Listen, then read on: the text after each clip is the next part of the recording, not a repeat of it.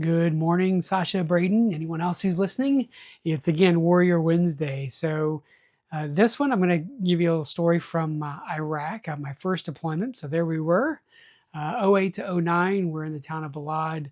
We're getting ready to do kind of a major operation where we're going to air assault in uh, to a village.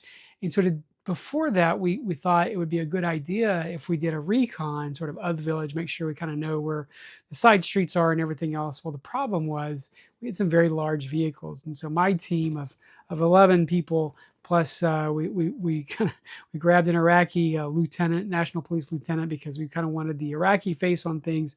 Put him in the back of our vehicle, and we went to go do this recon. And so, as we're driving around the village, we sort of took a turn, and the streets became extremely narrow. And the reason that was, we could have made it through there, but the problem was these really low hanging power lines. And one of the things that happened when Saddam Hussein was was ousted and lost power, all of a sudden everyone kind of realized, like, no one's really in charge, no one's really cares. And so people illegally tapped into the lines all over the place. And so houses that didn't have air conditioning before, now they've got, all these wires and cables and stuff. And so it would not have probably been a problem for our vehicles. We probably just cut the power lines, but we didn't want to do that because we thought that's kind of a bad look. It's going to sort of impact people's um, sort of their livelihood, not livelihood, but just their quality of life. And so we didn't want to do that. So we decided we were going to back up. Well, the safest way to back up, and you need a ground guide. So we drop our ramps, and people come out of the back to try to ground guide the vehicles.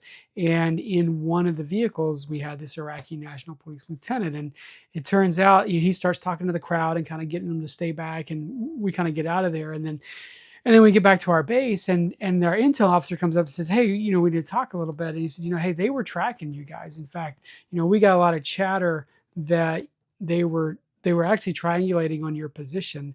But then what happened was, when the Iraqi National Police officer got out of the back of an American military vehicle, they were really shocked. Turns out, like, we maybe weren't supposed to do that, but whatever, we didn't know any better. And so apparently that actually caused the insurgents to stop, because apparently they were getting ready to attack our 3 vehicle convoy, and they weren't quite sure what to do. And by the time they sort of figured out, okay, let's go ahead and attack them, we had already kind of moved beyond that area, and we were leaving the area and going back to our base.